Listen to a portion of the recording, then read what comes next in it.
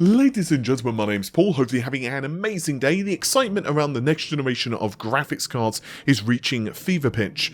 Both Team Red and Team Green have their cards launching later this year, and Nvidia are already teasing the announcement of RTX 40 with GeForce Beyond, a special broadcast at GTC. You can see on screen yourself it's going to be taking place at 8 AM Pacific time, and this is going to be on the 20th of September.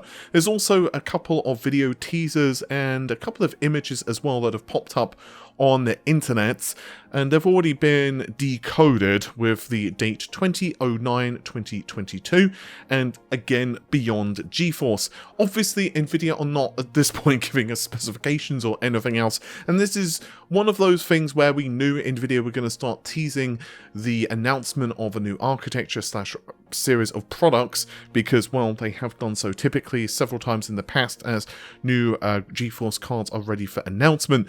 I have to say at this stage I'm just really hyped to see what Nvidia actually have in store for us. I think the next generation of cards, if the rumors are even remotely accurate for both AMD and Nvidia, they're going to just be ridiculous because, you know, they're basically touted to be twice as fast, essentially, as the previous generation, you know, rounding up both AMD and Nvidia rumors.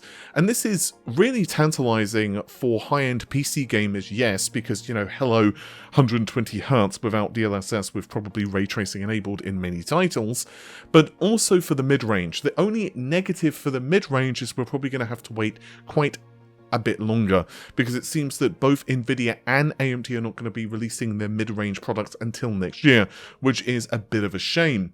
But I'm going to now move on to tons of Intel news, and when I say tons, I do mean tons. The first thing we're going to go into are some specifications for the 13th generation processors. I'm not going to read out all of these specs because, quite frankly, I will be here until, well, basically the end of time, but you can see on screen yourself some very interesting information here that has been uncovered by Igor's lab. Now, these are actually official specifications, so, you know, no wishy-washy stuff here unless something has changed from these internal slides, which I'm assuming are dated pretty recently. Again, full credit to Igor's lab. A couple of standouts here, the 13900K, we actually have core count, the amount of cache and all of that stuff confirmed. Again, no real surprises here, but the Intel thermal velocity boost frequency is up to 5.8 gigahertz, and it goes down to 5.7, 5.4, and then a 4.3, with, of course, 3.0 for the performance cores, and the base frequency of the energy efficient cores being just 2.2 gigahertz, and we can continue to make our way down. A rather interesting thing, though, that was uncovered by 3D Center, or at least noted by 3D Center, is this also does seem to confirm that there is basically a difference in the actual cores which are used. So the i9s, the i7s, and the higher end i5s, so this would be, of course, the 13900K all the way down to the 13600K, those all utilize Raptor Lake. Whereas, let's say the 13400K, it basically uses the Alder Lake architecture. So it's nice that that's been confirmed. It's been rumored for quite some time. Rather interestingly as well, you can see that the maximum power figures have been basically leaked here, or rather shown here, with 253 watts for the 13900K plus a few other SKUs. That's, of course, turbo, and then the base power is 125. Obviously, if you're doing overclocking, tweaking, that type of thing, then God help you and good luck when it comes to power consumption. In fact, tangentially related to the news, I'm just going to very quickly mention it here. WCCF Tech have a 13900K clocked to 8 gigahertz. Now, they actually state that this is not as far as they can push this CPU. They actually think it can go much higher. They didn't mention anything regarding board or anything like that, and obviously the processor is not exactly fully enabled at this point. They've kind of made some, let's say, concessions for the extreme overclocking, but it's going to be very fun to see this. This, of course, is utilizing liquid nitrogen, and this actually does mean that we could see these processors really just batter the FX 8350, which was a very, very loved CPU, not necessarily by anyone other than hardcore overclockers. To be fair, I actually tested and reviewed an 8350 back in the day. I think it did have a bit of a... I think people were kind of over mean to it, given the price point and stuff like that. It definitely lost, however, to Intel in, let's say, gaming, but that's beside the point. Regardless, this CPU from Intel, I think it's going to be very fun for hardcore overclockers, but it's going to be very interesting, at least in my opinion, to see what it's possible to get out of this for like standard water cooling loops, AIOs, and that type of thing.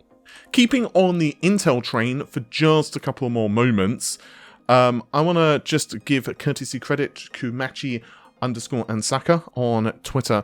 I actually noticed this tweet basically immediately when they plonked it onto the internet, but this is a benchmark which appeared on CompuBench, and it's for the A580. Essentially, we have a clock frequency of 2.1 gigahertz, assuming A, that is being reported correctly, and B, assuming that this is the final clock frequency for the processor. And of course, also we have the number of XE cores being reported here as well at 24. I'm not going to spend too long discussing this because, quite honestly, I think there's not a whole amount to say. Like, we all know how Arc is performing and that type of thing. There's nothing exactly special about this specific model, but I did just want to mention it real fast. And the last thing I want to discuss with you guys are actually to do with AMD. There's actually been a very cool announcement. AMD themselves actually emailed me about this because I'm on their press stuff, so to speak, or their press emails. And basically, this is for FX Super Resolution 2.1. You can see a rather nice comparison actually on their own website with the slider where, well, basically it fixes, let's say, some issues with image quality. So essentially, this update improves multiple areas of image quality. So basically, it's going to reduce the artifacts that you see, shimmering, ghosting, and so on. And this is going to debut first in, of all games, Farming Simulator 2022. But essentially now the source code and so on is starting to be updated, and we're going to start to see games actually, of course, perhaps receive updates, or new games actually be released with 2.1. And naturally, Unreal Engine also has its plugins updated, and so on and so on. It's pretty cool. I'm quite a big fan of FSR2. I think that, you know, the fact that it works, of course, essentially agnostically across a plethora of architectures, even some of AMD's older ones, as well as, of course, competitor hardware, is always a good thing. I'm still hearing a crap ton of rumors of DLSS 3.0. I don't really know what's changed, because I've been told that there are some really interesting features of DLSS 3, but I can't narrow down exactly what they are. I know that they are not pertaining to image quality, and they also don't seem to be like a driver toggle or anything like that, at least from what I can find out so far. But apparently there are some major, let's say, cool things in DLSS 3. The other big question I have is when a DLSS 3 launches, and I can't seem to get a solid answer. I was told by one individual that it's around RTX 40 launch, but then others are saying no, it's probably going to be significantly after that, possibly some point next year. I don't honestly know. All I know is that DLSS 3 is being worked on, and I think it's going to be really cool. But that's not to take anything away from AMD, because while I would love Nvidia to open up DLSS 3 and allow it to work on competitor hardware, I'm not too sure they will.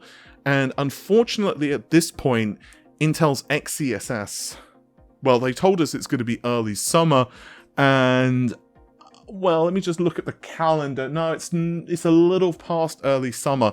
Being serious, Intel have basically, I believe, given a recent update to state that it is coming soon, but until I actually see the thing in action, I'm a little, well, yeah, cautious.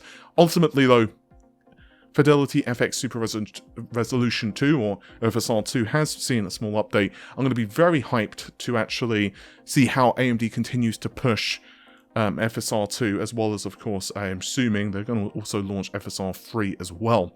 With that said, just a shorter video for today. I will see you guys soon. Take care of yourselves. Have an amazing day. Bye for now.